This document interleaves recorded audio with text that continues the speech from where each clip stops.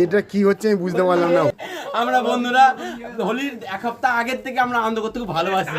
আমরা দিদিরা ভাইরা আমরা হোলি আমার দিদি ভাই বোন আমরা এক সপ্তাহ আগের থেকে বাবা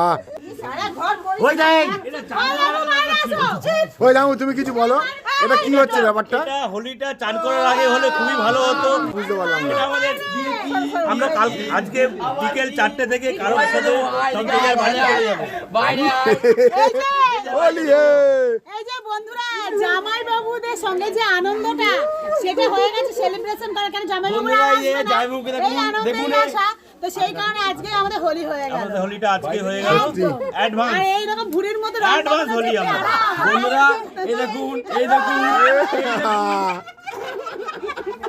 এত সুন্দর সেরা মুহূর্তের সাক্ষী হয়ে থাকলাম।